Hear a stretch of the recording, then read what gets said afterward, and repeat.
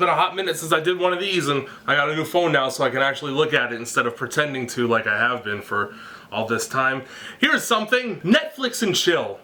Alright, well my name's Jay, and today we're going to get a lesson in rookie romance because, ironically, even though the word chill is in the phrase, when it comes to this subject, you kids have none of it. Out of everybody watching, raise your hand if you've been on a date. Now, I don't mean sit on the couch and look awkwardly at each other until one of you makes a move.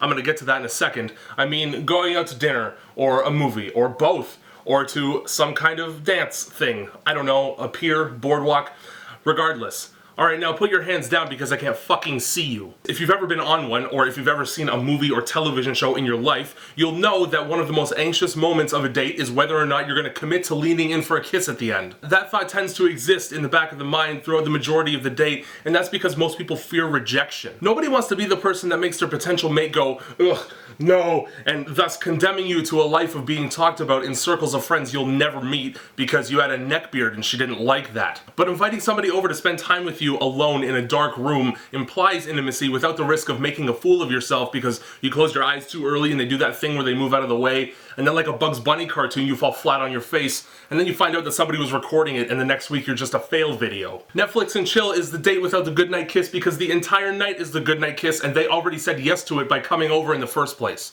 Asking somebody to come over to watch movies with you is not a new trick by any means. People have been doing that since I was in high school, and I've heard enough no's myself to know that it's very real. And I said kids earlier because this is a phenomenon that's almost exclusive to teenagers. You don't see adults doing this kind of nonsense because we simply don't have the time. Life is already short enough as it is, and I'm certainly not going to waste any of mine trying to smooth talk my way into getting fondled under a blanket during a Saw sequel. Now, when you get to be my age, you kind of just take your shit out and make your intentions known.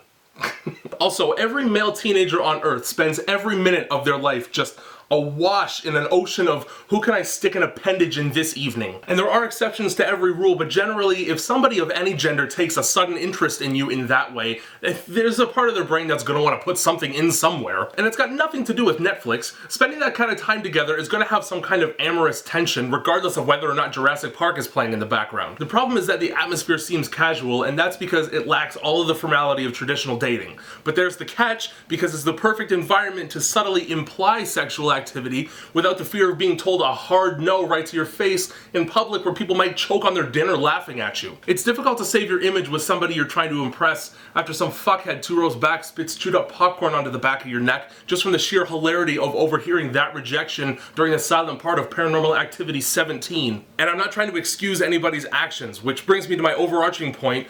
Everybody needs to make their fucking intentions clear before they get too invested in something without knowing how the other person feels about it. Don't invite somebody over to your house under the guise of just hanging out and watching movies when what you really want to do is stick a hand or foot into a hole. And that goes for everybody. Go to a golf course. Nobody's going to say no there. The green's not going to yell at you for driving right into it. Do you want to solve this whole problem before it even becomes one? Just talk to the person about what you want.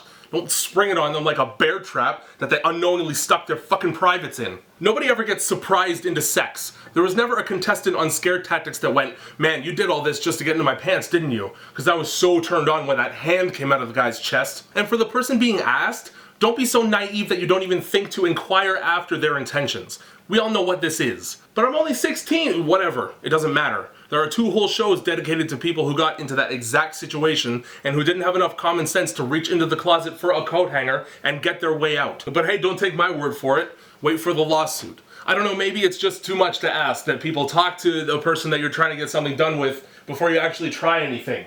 Maybe you could take some of the effort out of the pool that you reserve for sending pictures of your dick to strangers. Nobody wants to see that shit. Shave once.